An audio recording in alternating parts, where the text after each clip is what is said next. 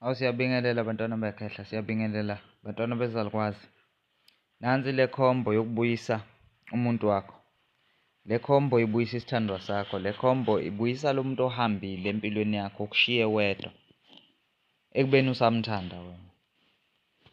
Kungenzeka ukuthi mhlawumbe benishawa ngesichitho wakushiya, kumbe ube namaphutha wakhetha ukukushiya, kodwa uthando lwenu beluluhle. Sizozama ukulungisa kulezo zinto lezo. Ngale khombo uzobuya lowo muntu lowo. Bakwethu abantu baqaphele-ke, ukusebenzisa umuthi kuyingozi uma wukuthi inhloso yakho kayicacile kahle. Kufanele inhloso yakho icace, ibe clean, ibe pure so that umuthi uzokudlalela cause lezi nduku kwakuzona ezethu, zinduku zamakhosi, zinabanikazi.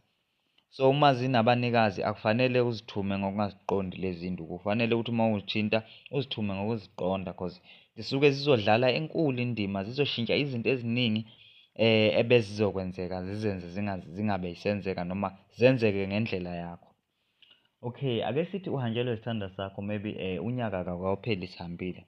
Kumbe futhi nisaxhumana nasocingweni. Ikahle kakhulu uma ukuthi nisaxhumana ocingweni. Le nduku engiphethe la izombuyisa back kuwena in 3 days. If ukuthi akubanga u-3 days, it's 3 to 7 days. Bakwethu-ke le nduku ngiyisebenzise kakhulu, baningi futhi abantu engibanike yona bayithesta yabasebenzela ngaphambi kokuba ngiyilethe kunina la cause ngiyayi-respect-a indlela abantu ngingathini, ngiya-respect-a abantu abakwazi ukulandelela ulwazi bayihlupha nge-information. So if ukuthi ulandela ipheji lami noma ulandela umkhulu nogada, kusho ukuthi wena umuntu othandayo ukuba nolwazi ngamakhambi esintu. So that's why ngikhipha induku ey'njengalezi. Lezi nduku ezila ngizokubalela zona njengamanje. La kulesi sitsha sami esicwebezelayo ngiphethe ummemezi. Ummemezi lo obomvu. Ummemezi-ke umsebenzi wakhe uyamemeza. Induku yokumemeza le, simemeza lo muntu ohambile, simbiza ngegama, simbiza nangesibongo, siyamemeza, hhayi indaba yokudlala.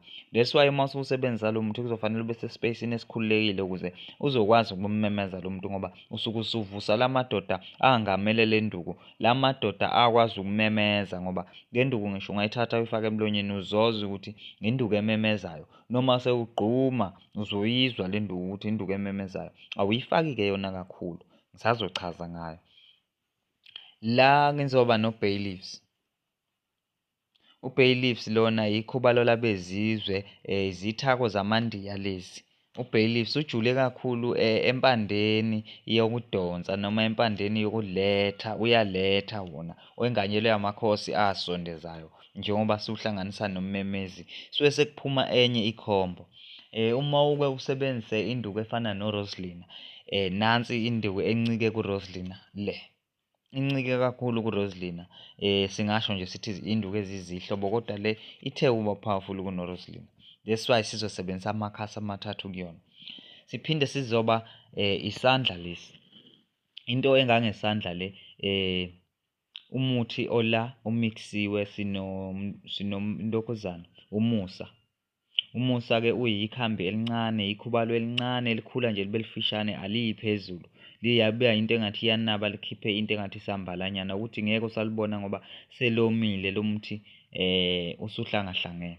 Iwona bese kuzoba nonhliziyo enkulu. Lowo nhliziyo enkulu sikhuluma ngelukuluku. Lo uzokwenza ukuthi lo muntu ohambile inhliziyo yakhe ivuleke noma ngathiwa ubeseyibophile inhliziyo yakhe siyayithambisa la. Njengoba ehamba nomusa nje senzela ukuthi inhliziyo yakhe igcwale umusa, inhliziyo yakhe ibe nomusa, inhliziyo yakhe ivuleke. Okay. Uma sisebenzisa lezi nduku-ke sizisebenzisa kanjani? Ngoba sinenhloso yokuthi siyambuyisa lo muntu. La uzothatha le nduku yakho le uzoyithela ebhodweni la ugquma khona. Uthele ebhodweni ibile. Iyothi nayisibila le nduku bese uthatha ummemezi wakho. Nangu ummemezi. Uthatha ummemezi wakho uyavuthuzela phezu kwaleli bhodwe elibilayo. Lesikhathi kubilayo niyavuthuzela, uyakhuluma, umemeza negama lakhe lo muntu njengoba uwumemezi lo, uwunikeza amandla. Amakhosi amemezayo ayobe sekulekelela ukuthi leli zwi lakho lihambe lifike la ufuna ukuthi lifike khona. Bese ungithathela nangu u-bailiffs. U-bailiffs uzobe ubhale igama lalo muntu ommemezayo kuyena. Uma ukuthi unesithombe uzofaka nesithombe. Lo muntu uyumuthi onephunga impela, unephunga elihle nje elidonsayo. Uzowufaka lo muthi khona kulezi induku zakho bese ugquma lesikhathi lezi induku ziphenduka, umemeze lo muntu lo okufanele ukuthi abuye kuwena. Sibanibani lokumemezayo, ngifuna ubuye kumina kanje. Ubike lonke udaba lakho, ukhulume ezifu uyambona. Uzokwenza lokhu kwenze 3 days. Bese uthatha lo muthi. Lesikhathi ukwenza lokhu awugezi ngawo lo muthi. Uyagquma uqede lapho uthatha ibhodwe lakho ulibeke lapha. Ungawuchithi, ungagezi ngawo. Ubeke for 3 days.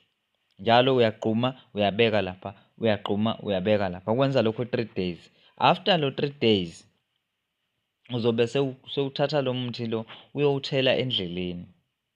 Ngakuhle kakhulu uma ukuthi kunendlela la lo muntu ahamba khona, lo muntu ofuna ukumbuyisa uzohamba uyowuchitha khona lo muntu endleleni. Ukhulume lingakaphumi ilanga.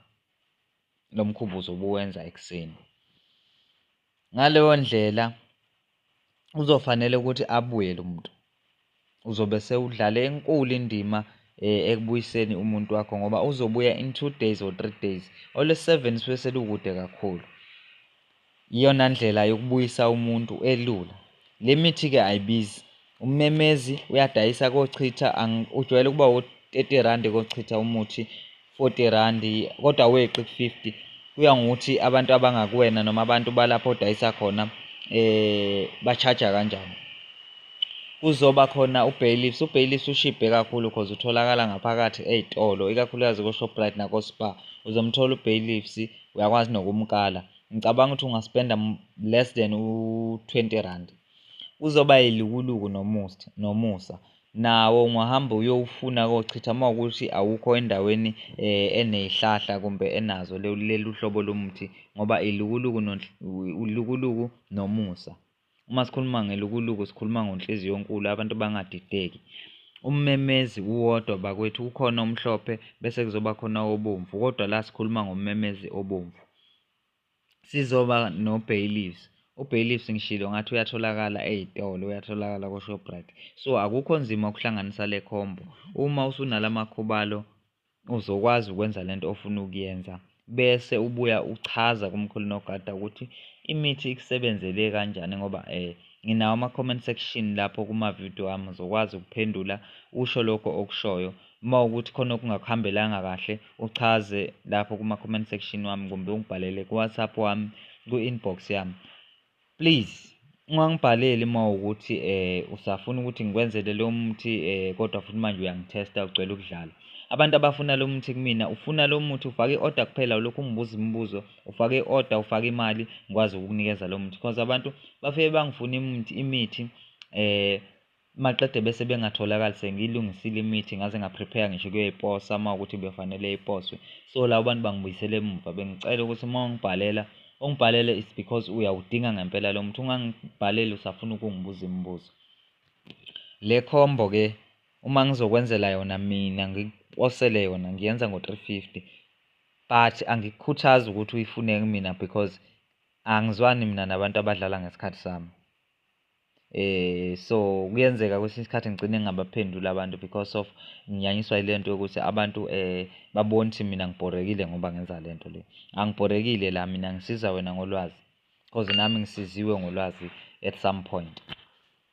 So thatha lezi nduku wena usebenzise lezi nduku, zihlukana nje kanje. Lokhu kusho ukuthi kuhambisana nesithombe. Khumbula kahle, unhliziyo enkulu, uhambisana nomusa, kuzoba ummemezi no-bailiffs. Uqala nganango umfaka ebhodweni uyagquma. The moment esebila nje ufaka nango ummemezi wakho umvuthuzela ngaphezulu, uqede lapho ufaka u-bailiffs wakho. U-bailiffs wakho uzobe ebhaliwe amagama nesibongo alo muntu ommemezayo ngepeni elibomvu. uyabhala kulo bay leaves wakho then usumfaka phakathi emthini. Uma unesithombe uyasifaka phakathi kulo mthi, uyaqhuma, uyamemeza. Uphinda futhi nangakusasa wenza njalo, uphinda futhi wenze njalo until kuphelele u-3 days, then uhambe uchithe lo muthi elokhuzeni emgwaqeni. The next thing ongaphinde uyenze futhi, uzoqula lo mthi lo, uqule bese uhlanganisa nommemezi. Ungamfaki u-bay leaves, umhlanganise nommemezi. Usuzophalaza ngawo lo mthi lo 3 days. Uphalaza ngawo lo mthi, uyamemeza. Ngaphambi kokuphalaza ushaya ithamu lokuqala, isiphi yokuqala emthini wakho wokuphalaza, ukhafule phezulu emoyeni, ummemeze ngegama. Maqede bese uyaphalaza ngalo muthi kuphelele 3 days, bese uyathula ubukela umdlalo wekhubalo. Lo muthi uzokusebenzela bakwethu, abantu bengaweyi bengawuthathi kancane. Lo muthi uyakwazi futhi ukubuyisa iy'kweletu uma wukuthi khona abantu abakukweletayo. Kodwa lokho ngizokuchaza kule video yami elandelayo cause angifuni ukuthi ngigcina ngenza amavidiyo amade kakhulu. If ukuthi uyayithokozela indlela esifundisana ngayo ikhubalo nendlela esichaza ngayo ikhubalo, ngizocela ukuthi u-like, uphinde ushare, uphinde usubscribe kumavidiyo kaMkhulu Nogada so that uzothola ama-notification ngaso sonke isikhathi uma ngi-upload-a amavidiyo, noma ngingeyena umuntu o-upload-a njalo but uma ngi-upload-ile uzoyithola ividiyo cause kuningi engisazokudedela ne-information ebalulekile engakusiza kakhulu uma uwumuntu osebenza ngamakhambi esintu. Anginandaba ukuthi ukanjani wena, kodwa uma wukuthi le mpande uyisebenzisile izokusebenzela nganakwethu, izokusebenzela. Yenza njalo-ke nyanga yami, yenza njalo gedla lami. Umkhulu Nogada lo, Scoop zabalozi.